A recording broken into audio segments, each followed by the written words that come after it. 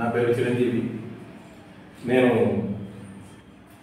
Mathematics ఒక 25 years నుంచి teach చేయడం జరిగింది. ఇప్పుడున్నటువంటి ప్రస్తుత సమాజంలో ఉపాధ్యాయుల యొక్క పాత్ర ఏ విధంగా ఉందంటే, అందుకోలేని ఆకాశం ఉండలేని భూమిలా ఉంది. ఉపాధ్యాయుడు చెప్పే ఒక విలువ విద్యార్థి మనసులో కంటే విద్యార్థుల యొక్క భవిష్యత్తు ఏ విధంగా ఉంటుందో అనే ఆలోచన తత్వంగా ఉపాధ్యాయుడు బోధించడం జరుగుతుంది. ఆ సమయంలో ఒక 10 విలువలు అనేది ఉంటుంది విద్యార్థికి. ఆ విలువలను మనం ఏం చేస్తాం సార్ అంటే, ఏ రకంగా అయినా సరే న్యాయం చేయాలి, ఏ రకంగా అయినా సరే తనని ముందుకు తీసుకెళ్ళాలి, ఏ రకంగానైతే మనము ఆ పిల్లవాడి యొక్క విజయంలో మనం పాత్ర వహించాలనే కోణంలో ప్రతి ఒక్క ఉపాధ్యాయుడు ఆలోచిస్తాడు. ఆ క్రమంలో కొన్ని విషయాలు నేను ముందుగా ఒక చిన్న తన ఆత్మవిమర్శల తర్వాత నేను మా కో టీచర్ ఇద్దరం కలిసి మీకు ఎక్స్ప్లెయిన్ చేస్తామండి. అందులో భాగంగా మరొకసారి చెప్తున్నాను, నా పేరు చిరంజీవి అండి. నేను గణిత ఉపన్యాసకుడిని. ఇప్పుడు సార్ మీరు. అందరికీ నమస్కారం అండి. నా పేరు లక్ష్మణ్. నేను భౌతిక శాస్త్రం ఫిజికల్ సైన్స్ టీచర్స్గా ఒక 96 సంవత్సరం నుంచి, అంటే 28 సంవత్సరాలుగా ఉపాధ్యాయ వృత్తిలో ఉండడం జరిగింది.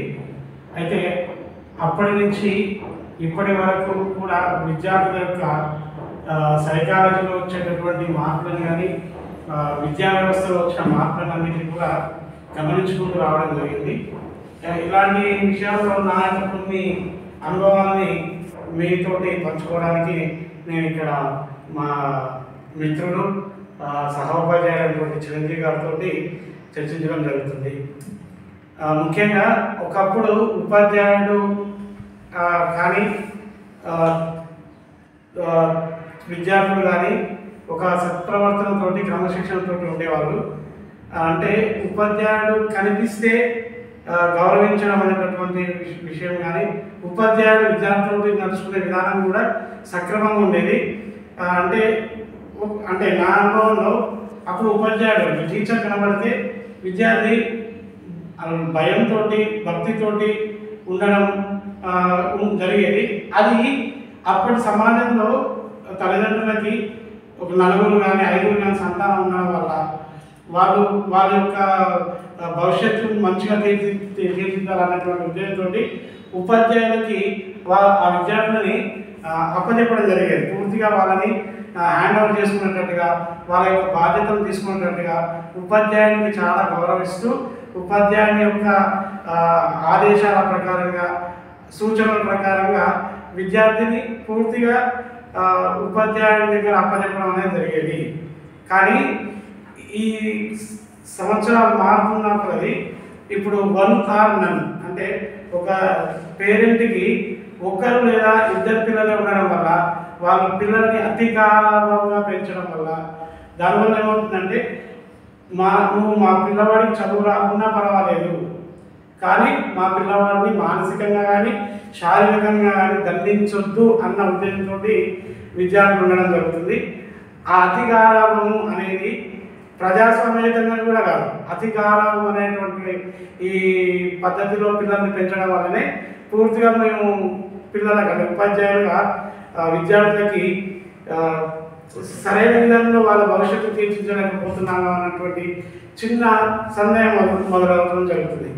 దీని నుంచి మీరేమనుకుంటున్నారు? అంతే సార్, ఇప్పుడు ప్రపంచంలో ఎట్లా అవుతుంది సార్ అంటే, ఒక ఐన్స్టీన్ భారతదేశానికి పరిచయం చేసేటప్పుడు వాళ్ళ యొక్క మనోభావం కానీ, మనోవిజ్ఞాన శాస్త్రం కానీ, శాస్త్రవేత్తగా ఉన్నటువంటి శాస్త్ర సాంకేతిక పరిజ్ఞానాలు కానీ ఒక అందమైన రీతిలో ప్రపంచాన్ని వెలుగు చూసేటువంటి విధంగా ఒక ఉపాధ్యాయునికి అందించేటువంటి విద్యార్థులు తయారయ్యారు. కానీ ఒక విద్యార్థిని ఇప్పుడు తయారు చేయాలన్నా, ఒక విద్యార్థికి చదువు చెప్పాలన్నా, ఏ విలువలు లేని ఒక యంత్రంలా మనం పనిచేసే స్థాయికి మనం దిగజారిపోయినట్టుగా నా మనస్సు చెప్పింది. ఎందుకు సార్ అంటే, నేను 2001లో ఒక విద్యార్థికి చదువు చెప్పేటప్పుడు దండం దశమనం భవే 10 రకాల గుణాలను ఒక దండించేటువంటి విధానంతో చేసేవాళ్ళు. కానీ ఇప్పుడు 10 గుణాలను సైతము ఏ విధంగా వాళ్ళని చదువు చెప్పాలి, ఏ విధంగా వాళ్ళ మానసిక ఒత్తిడి ఉంటుంది, ఏ విధంగా వాళ్ళ మానసిక విజ్ఞాన శాస్త్రం అనేది బయటకు వస్తుందని ఆలోచనలో ఉండేటువంటి ఉపాధ్యాయులుగా మేము మిగిలిపోయాము. మాకున్నటువంటి 25 సంవత్సరాల ఎక్స్పీరియన్స్ పక్కన పెడితే ఇప్పుడు ఉండేటువంటి ఈ తత్వాలను నేర్చుకోవడంలో కొంచెం ఉపాధ్యాయులుగా మేము కూడా నేర్చుకునే విధంగా జరుగుతుంది. ఇప్పుడున్న పరిస్థితులు చాలా భిన్నంగా ఉన్నాయి. దయచేసి తల్లిదండ్రులకు కానీ అంటే సహ ఉపాధ్యాయులకు కానీ మా విద్యార్థులకు కానీ నేను చెప్పేది ఏంటి సార్ అంటే, ఆకలి అయితేనే అన్నము పెడుతున్నామా, ఉపాధ్యాయుడు అడగకుండానే విద్యను అందిస్తున్నాడు. ఆ విద్యను అందించే క్రమంలో ఒక అమ్మాయి అవుతాడు, ఒక నాన్న అవుతాడు, ఒక బంధువు అవుతాడు, ఒక సమాజంలో ఉన్నటువంటి వ్యక్తి అవుతాడు, ఒక ప్రపంచాన్ని అందించేటువంటి మానసిక విజ్ఞాన శాస్త్రకుడు అవుతాడు. ఆ క్రమంలో తల్లిదండ్రులు ఏ విధంగా కావాలి అంటే ఉపాధ్యాయుని మించినటువంటి విలువలు కానీ, ఉపాధ్యాయుని మించినటువంటి గౌరవం కానీ, ఉపాధ్యాయుడు లేని ప్రజెంట్ అంటే సమాజం కానీ లేదని వాళ్ళకు తెలియచెప్పాలి. ఇక్కడ నేను ఒక 4-5 రాష్ట్రాల్లో చదువు చెప్పడం జరిగింది.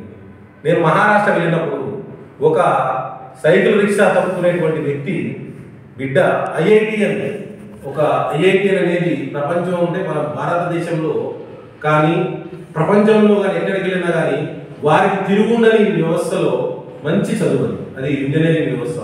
ఆ వ్యవస్థలో పిల్లలు ఏం చేశారు సార్ అంటే మంచి ర్యాంక్ తెచ్చుకోవడం జరిగింది.